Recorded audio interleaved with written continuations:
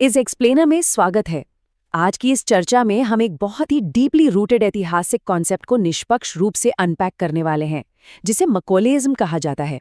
और सिर्फ हिस्ट्री ही नहीं, बल्कि डेटा और एकेडमिक रिसर्च के आधार पर हम ये भी समझेंगे कि कैसे मॉडर्न इंस्टीट्यूशनल एक्सप्लॉयटेशन का सीधा कनेक्शन इस पुराने कॉन्सेप्ट से जुड़ा हुआ है। चलिए शुरू करते हैं। तो इस एक्सप्लेनर का रोड मैप कुछ इस तरह रहेगा।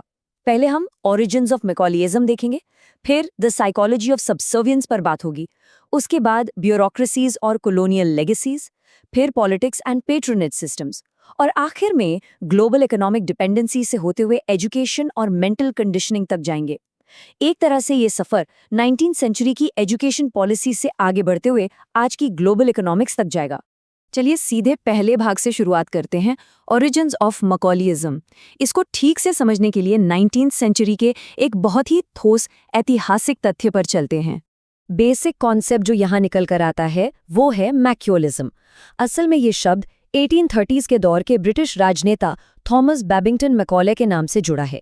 उन्होंने उस वक्त एक ऐसी पॉलिसी पुश की थी जिसका सीधा सा मकसद था भारत के पुराने और परंपरागत शिक्षा ढांचों को पूरी तरह से रिप्लेस करके एक स्ट्रिक्ट वेस्टर्न एजुकेशनल मॉडल लागू करना।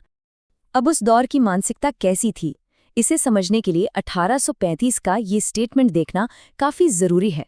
मैकॉले ने ओपनली ये दावा किया था कि यूरोप की किसी अच्छी लाइब्रेरी का एक अकेला शेल्फ भारत और अरब देश के पूरे साहित्य के बराबर है।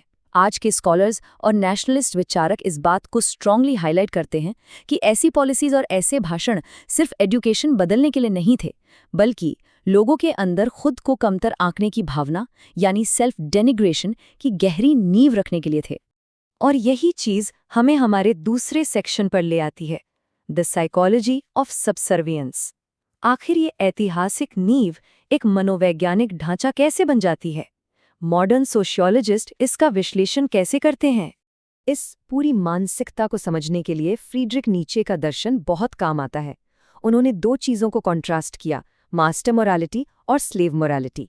देखिए, मास्टर मोरालिटी में ताकत, आज़ादी और सेल्फ असर्शन को अहमियत दी जाती है, लेकिन दूसरी तरफ स्लेव मोरालिटी में क्या होता है, उसमें कमजोरी को ही महान बता दिया जाता है। विनम्रता, बिना सवाल किए आज्ञा मानना और धैर्य रखने को वर्च्यू बना दिया जाता है। एकेडमिक्स बताते हैं कि इस तरह से एक समाज में दबकर रहने की आदत बिल्कुल नॉर्मल हो जाती है। इसी बात को आगे बढ़ाते हुए contemporary journal of social science review के अनुसार फ्रांस फैनॉन जैसे पोस्ट कॉलोनियल यूरिस्ट ने एक टर्म दिया, इंटरनलाइज्ड इंफीरियॉरिटी।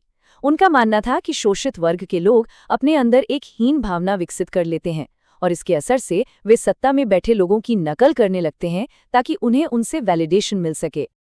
और अगर इसे स्ट्रिक्टली साइकोलॉजी की भाषा में कहें तो मार्टिन सेलिगमैन जैसी थ्योरीज इस प्रोसेस को लर्न्ड हेल्पलेसनेस का नाम देती हैं। सोचिए, जब किसी इंसान को बार बार ऐसी स्थितियों में डाला जाए जहां उसका कोई कंट्रोल ना हो, तो क्या होगा? वो धीरे धीरे यह मान लेता है कि विरोध करना बेकार है। एक तरह से कंप्लीटली पैसिव रहना उसकी आदत बन जाती है। तो सवाल ये उठता है कि ये आदत सिर्फ दिमाग में नहीं, बल्कि सोसाइटी के स्ट्रक्चर्स में कैसे मेंटेन होती है। और इस सवाल का जवाब हमारे तीसरे भाग में है, ब्यूरोक्रेसीज एंड कॉलोनियल लेगेसीज। आमतौर पर सरकारी ढांचों को देखकर किसी के भी मन में ये सवाल आ सकता है कि औपचारिक आज़ादी मिलने के इतने दशकों बाद भी औपनिवेशिक तरीके या कॉलोनियल लेगेसीज आज तक जिंदा कैसे हैं।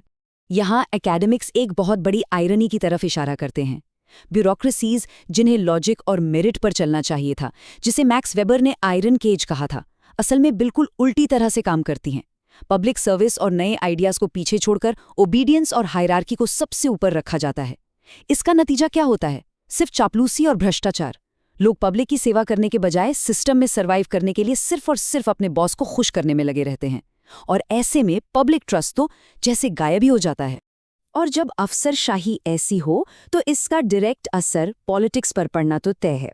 ये हमें ले आता है चौथे सेक्शन पर, पॉलिटिक्स एंड पेट्रोनेज सिस्टम्स।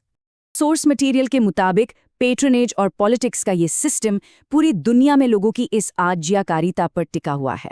ये किसी एक बॉर्डर तक सीमित नहीं है। साउथ एशिया में देखिए, रूरल लैंडलॉर्ड्स किसानों के वोट और रिसोर्सेज को डिक्टेट करते हैं। अफ्रीका में बिग मैन पॉलिटिक्स पूरी पावर एक करिज्मेटिक लीडर के हाथ में दे देती है। यूएस का prison industrial complex marginalised groups के खिलाफ सिस्टम को वेपनाइज करता है, और वेस्टर्न देशों में कॉर्पोरेट लॉबिंग आम नागरिकों के बजाय अमीरों के फायदे को ऊपर रखती है। फॉर्म बेशक अलग है, पर इन सबका बेसिक प्रिंसिपल वही है। अब इस चर्चा को थोड़ा और ब्रॉड करते हैं और इसकी ग्लोबल असर को देखते हैं हमारे 5वें भाग में, ग्लोबल इकोनॉमिक डिपेंडेंसी। कल्चरली इस सबसर्वियंस ने अलग अलग देशों में अलग अलग नाम ले लिए हैं। विकिपीडिया के मुताबिक वेस्टर्न कल्चरल स्टैंडर्ड्स को डिफ़ॉल्ट या बेहतर मानने की इस आदत को डिफाइन करने के लिए पूरी दुनिया में स्पेसिफिक टर्म्स बन गए हैं। जैसे सिंगापुर में इसे पिंकटन सिंड्रोम कहते हैं, श्रीलंका में कालूसुदा और चाइना में चोंगयांग मेवाई। ऐसा ही बिहेवियर थाईलैंड, मलेशिया, जापान और साउथ कोरिया में भी नोट किया गया है। इसका सीधा मतलब ये है कि ये साइकोलॉजिकल कंडीशनिंग सच में ग्लोबल स्केल पर मौजूद है। और सिर्फ कल्चरली ही नहीं, इंस्टीट्यूशनल लेवल पर भी इसका बड़ा असर है। सोशियोलॉजिस्ट आर्ग्यू करते हैं कि आईएमएफ और वर्ल्ड बैंक जैसी बॉडीज एक अलग तरह का शोषण करती हैं। वे स्ट्रक्चरल एडजस्टमेंट प्रोग्राम्स थोपती हैं जो एक्चुअली मैक्रो लेवल पर डिपेंडेंसी एनफोर्स करते हैं। पर कमाल की बात यह है कि इसे पेश ऐसे किया जाता है जैसे ये सब ग्लोबल भलाई और जरूरी आर्थिक सुधारों के लिए किया जा रहा हो। इस पूरे सफर के बाद अब आते हैं इस चर्चा के आखिरी और 6वें भाग पर, एजुकेशन एंड मेंटल कंडीशनिंग। हम एक तरह से वहीं लौट रहे हैं जहां से सोच को पहली बार शेप किया गया था। कहानी को वापस वहीं जोड़ते हुए थॉमस मैकॉले का ये 1835 का स्टेटमेंट फिर से ध्यान में लाते हैं। उन्होंने क्लियरली एक ऐसे वर्ग की मांग की थी जो खून और रंग से तो इंडियन हो, पर टेस्ट, मॉरल और बुद्धि में पूरी तरह से इंग्लिश हो। ये स्टेटमेंट एकदम क्लियरली दिखाता है कि कैसे इंस्टीट्यूशंस को डेलिबरेटली डिजाइन किया जा सकता है ताकि एक खास माइंडसेट को कंडीशन किया जा सके और ऐसी जमात बनाई जाए जो हमेशा ओबीडियंस में रहे। तो इस निष्पक्ष एक्सप्लेनर को एक डीपली थॉट प्रोवोकिंग सवाल के साथ यहाँ पूरा करते हैं। आज आसपास जो इनविजिबल पावर स्ट्रक्चर्स हैं, उन्हें देखकर सोचना काफी जरूरी हो जाता है। क्या सच में हमारी आधुनिक संस्थाएं सिर्फ पब्लिक की सेवा के लिए बनी हैं, या फिर क्या वे दबे पांव एक नए दौर की सबसर्वियंस और गुलामी की मानसिकता को शेप कर रही हैं? इस पर जरूर विचार कीजिएगा। इस चर्चा में साथ जुड़ने के लिए धन्यवाद।